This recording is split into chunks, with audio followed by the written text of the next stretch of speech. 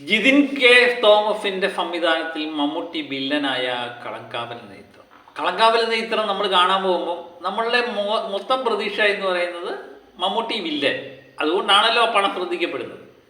വിനായകൻ നായകൻ, ഈ രണ്ട് രീതിയിൽ തന്നെയാണ് ചിത്രം പോകുന്നത്. അപ്പോൾ ആ ചിത്രം കാണാൻ പോയപ്പോൾ നമ്മുടെ മനസ്സിലും അത് തന്നെയായിരുന്നു. പലപ്പോഴും നമ്മൾ പല സൂപ്പർ താരങ്ങളും വില്ലനായിട്ട് വരുന്നത് കണ്ടിട്ടുണ്ട്. പക്ഷേ ഇത് തനി വില്ലൻ. അതിന് എനിക്ക് തോന്നുന്നു മലയാളത്തിൽ മറ്റേത് സൂപ്പർ സ്റ്റാറും ഇപ്പോഴത്തെ കാലാവസ്ഥയിൽ ഇങ്ങനെ ഒരു റോള് കൈകാര്യം ചെയ്യാൻ അവർ തയ്യാറാകുമോ എന്നുള്ള കാര്യം സംശയമാണ്. അതിന് മമ്മൂട്ടിക്ക് ഒരു മികച്ച കൈയടി തന്നെ കൊടുക്കാം. വർഷങ്ങൾക്ക് മുമ്പ് ഉയരങ്ങളിൽ എന്നൊരു ചിത്രം ലാലേട്ടൻ വില്ലനായിട്ട് വന്നായിരുന്നു. അത് IV ശശിയുടെ സംവിധാനത്തിൽ MD ആയിരുന്നു തിരക്കഥ. അത് കറക്റ്റ് വില്ലനിസം തന്നെയായിരുന്നു. അതിനുശേഷമാണ് ഇപ്പോൾ ഒരു മലയാളത്തിലൊരു മമ്മൂട്ടി എന്ന സൂപ്പർ സ്റ്റാർ കറക്റ്റ് വില്ലനായിട്ട് വരുന്നത് കാണും. ഏതായാലും നമ്മൾ ഇടയ്ക്കെങ്കിലും ആഗ്രഹിച്ചു ഇങ്ങനൊരു ഫ്ലാഷ് ബാക്കും ഒക്കെ കൊണ്ടുവന്ന് വില്ലൻ നായകനാവുന്ന രീതിയിലേക്ക് വരുമോ, അങ്ങനെയുള്ള ഒത്തിരി ചിത്രങ്ങളുണ്ടല്ലോ. ആ രീതിയിലേക്കൊരു വരുമോ എന്നൊക്കെ പ്രതീക്ഷിച്ചെങ്കിലും അതൊന്നും ഉണ്ടായില്ല എന്നുള്ളതാണ് ഇതിൻ്റെ ഏറ്റവും വലിയ പ്ലസ് പോയിന്റ്. പിന്നെ ഇതിനകത്തെ കഥ, ഇതാദ്യമേ തന്നെ ഇതിൻ്റെ കഥ പറഞ്ഞപ്പം ഇതിൻ്റെ സംവിധായകൻ ഈ റോള് പോലീസ് ഓഫീസറായിട്ടുള്ള റോള് മമ്മൂട്ടിക്കും അതിൻ്റെ വില്ലൻ കഥാപാത്രം വിനായകനും കൊടുക്കാനാണ് തീരുമാനിച്ചത്. എനിക്ക് തോന്നുന്നു അങ്ങനെ മമ്മൂട്ടിയാണ് ഇത് പറഞ്ഞത്, വില്ലനായിട്ട് ഞാൻ അഭിനയിച്ചോളാം, നായകനായിട്ട് വിനായകനെ എടുത്തു എന്ന് പറഞ്ഞത് മമ്മൂട്ടിയാണെന്ന് തോന്നുന്നു. അത് കറക്റ്റ് തീരുമാനമായിട്ട് എനിക്ക് തോന്നി. കാരണം അല്ലായിരുന്നുവെങ്കിൽ, നേരെ തിരിഞ്ഞായിരുന്നുവെങ്കിൽ ഈ പടത്തിന് യാതൊരു പുതുമയില്ലാതായി മാറിയാണ്. ഈ തിരക്കഥ കൊണ്ട് ഈ ചിത്രം ഇച്ചിരി വീക്കാണെന്ന് എനിക്ക് തോന്നി. കാരണം ഒരു സ്റ്റോറി ലൈനും ഒക്കെ ഉണ്ട്, പക്ഷെ തിരക്കഥ അങ്ങോട്ട് അത്രയ്ക്ക് കെട്ടുറപ്പില്ല. തിരക്കഥയുടെ ബലഹീനതയെ മറച്ചു വയ്ക്കാൻ ഈ രണ്ട് കഥാപാത്രങ്ങൾക്ക് കഴിഞ്ഞു എന്നുള്ളതാണ് ഈ പടത്തിൻ്റെ ഏറ്റവും വലിയ വിജയം. പ്രത്യേകിച്ച് മമ്മൂട്ടിയുടെ റോളും അതിനോടൊപ്പം നിൽക്കുന്ന വിനായകൻ്റെ റോളും. ആദ്യ സമയത്ത് മമ്മൂട്ടിയുടെ തുടക്കമൊക്കെ മമ്മൂട്ടി അവതരിപ്പിക്കുന്നതൊക്കെ വളരെ, പ്രത്യേകിച്ച് ഫിഗറിൻ്റെയൊക്കെ പരിപാടി, ഞാൻ അതിൻ്റെ അകത്ത് കറക്റ്റ് വിഷയങ്ങളൊന്നും പറയുന്നില്ല, അതൊക്കെ ആ വില്ലനിഫത്തെ അവതരിപ്പിച്ചേക്കുന്നതൊക്കെ ആ ചില മാനറിഫങ്ങൾ, ഭാഷാപ്രയോഗങ്ങൾ, ഇതൊക്കെ എന്ന് പറഞ്ഞാൽ സൂപ്പറായിട്ടുണ്ട്. അതിലൂടെയാണ് മമ്മൂട്ടിയുടെ വില്ലനെ ഡെവലപ്പ് ചെയ്ത് കൊണ്ടുവരുന്നത്. അപ്പം ആ സ്ത്രീകളുമായിട്ട് ബന്ധപ്പെടുന്ന ഒരു കഥ, അത് 22ഓളം നായികമാർ ചിത്രത്തിലുണ്ട്. പലരും ഈ ചിത്രത്തിൻ്റെ റോളിന് വേണ്ടി, അവർക്കൊന്നും വലിയ പ്രാധാന്യമൊന്നുമില്ല.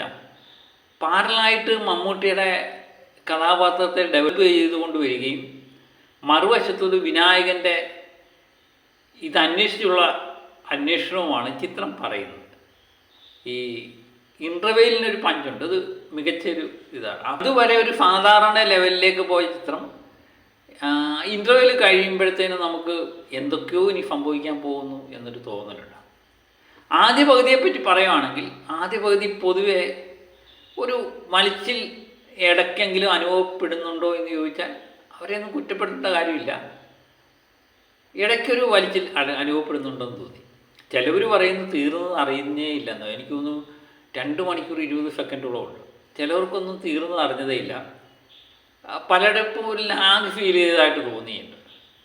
പ്രത്യേകിച്ച് ഈ ഒരേ രീതിയിലുള്ള പാറ്റേണല്ലേ ഈ വില്ലനിസം. കാരണം സ്ത്രീകളെ വശീകരിക്കുക, ഇതൊക്കെ ഈ സമയത്ത് നമ്മൾ ഒരിക്കലെങ്കിലും മമ്മൂട്ടിയുടെ യഥാർത്ഥ പ്രായം മനസ്സിൽ ഓർക്കുകയാണെങ്കിൽ അത് ഭയങ്കര ബോറായിട്ട് തോന്നുകയും ചെയ്യും.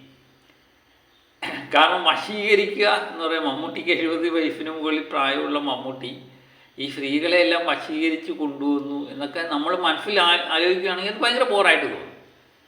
കഥാപാത്രത്തെ ഉൾക്കൊള്ളുള്ളൂ. മമ്മൂട്ടി ഒരു കഥാപാത്രം പ്രായമൊന്നും, യഥാർത്ഥ പ്രായമൊന്നും കണക്കാക്കാതെ മമ്മൂട്ടി കാണാൻ സുന്ദരനല്ലേ. ആ മമ്മൂട്ടി സ്ത്രീകളെ വശീകരിച്ച് അതുമായിട്ട് ബന്ധപ്പെടുത്തി നമ്മൾ ചിന്തിക്കുകയാണെങ്കിൽ യാതൊരുവിധ കുഴപ്പമില്ല.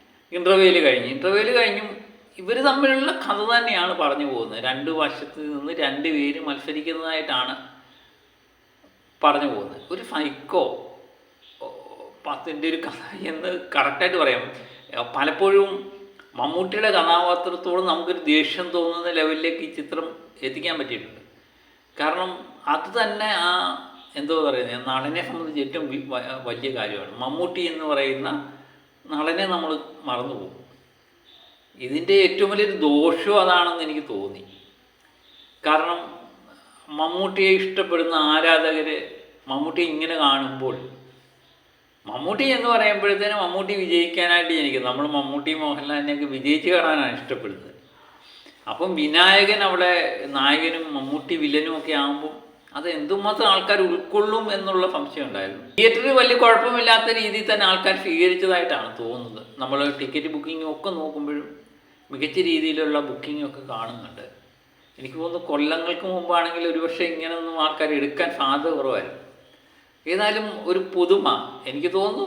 ചിത്രം ഇതിൻ്റെ ട്രീറ്റ്മെൻറ്റോ അതുപോലെ വേറെ ഒരു രീതിയിലും വലിയ പുതുമയൊന്നും അവകാശപ്പെടാനുള്ള ഇല്ലെങ്കിലും ഇതിൻ്റെ ഏറ്റവും വലിയൊരു പുതുമ എന്ന് പറയുന്നത്, ഈ ചിത്രത്തിൻ്റെ ഏറ്റവും വലിയ നേട്ടം, മേന്മയെന്ന് പറയുന്നത് മമ്മൂട്ടി വില്ലനായിട്ട് വരുന്നു എന്നുള്ളതാണ്. അതാണ് ഈ ചിത്രത്തിൻ്റെ ഏറ്റവും വലിയ പ്ലസ് പോയിന്റ്. അതുപോലെ തന്നെ വിനായകൻ ചില സമയങ്ങളിൽ ക്ലൈമാക്സിലൊക്കെ മമ്മൂട്ടിയെക്കാളിലും ഉയർന്നു നിന്ന പ്രകടനം കാഴ്ചവെച്ചതെന്ന് എനിക്ക് തോന്നിപ്പോയി. ചില സമയത്തൊക്കെ വിനായകൻ്റെ പ്രകടനം ഒരു രക്ഷയില്ലാത്ത സാധനമാണ്. മമ്മൂട്ടിയെ പിന്നെ നമുക്കറിയാം, മമ്മൂട്ടി അഭിനയിച്ച് തഴക്കവും പഴക്കവും വന്ന നടനാണ്. പിന്നെ മമ്മൂട്ടിയെ പറ്റി പ്രത്യേകം പറയേണ്ട കാര്യമില്ല. പക്ഷെ വിനായകൻ പലപ്പോഴും മമ്മൂട്ടിയെക്കാട്ടിലും ഒരു ലെവൽ മുമ്പിൽ പോയോ എന്ന് പല സീനുകളും കണ്ടപ്പോൾ എനിക്ക് തോന്നി. മികച്ച ഒരു കഥാപാത്രമാണ്.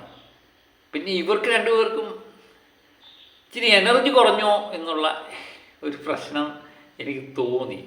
ക്ലൈമാക്സ് ഒക്കെ കണ്ടു കഴിയുമ്പോൾ ആരാ വിജയിക്കുന്നത്, നമ്മൾ ഏത് പടം കാണുമ്പോൾ നമ്മുടെ മനസ്സിലെ തോന്നൽ എന്ന് പറയുന്നത് വില്ലനെ നായകൻ ഇടിച്ചു തോപ്പിക്കണമെന്നാണ്. പക്ഷെ ഇതിനകത്ത് വില്ലൻ മമ്മൂട്ടി ആയതുകൊണ്ട് നമ്മുടെ മനോഭാവത്തിന് വലിയ മാറ്റം വല്ലതും ഉണ്ടാകുമോ എന്നൊക്കെ എനിക്ക് തോന്നി. പക്ഷേ ഒരു മനോഭാവത്തിന് യാതൊരു മാറ്റം ഉണ്ടായില്ല. കാരണം നമ്മളെപ്പോഴും നായകൻ്റെ കൂടെ നിൽക്കാൻ എനിക്ക് തോന്നി. എനിക്ക് തോന്നുന്നു ആ പടത്തിൻ്റെ പ്രത്യേകിച്ച് ഈ രണ്ട് കഥാപാത്രങ്ങളുടെ വിജയമായിട്ടാണ് എനിക്ക് തോന്നിയത്. കാരണം നമ്മുടെ മനസ്സിനെ മമ്മൂട്ടി എന്ന് പറഞ്ഞ നടനിൽ നിന്ന് വില്ലനിലേക്ക് കൊണ്ടുവരാൻ പറ്റി എന്നുള്ളതാണ്.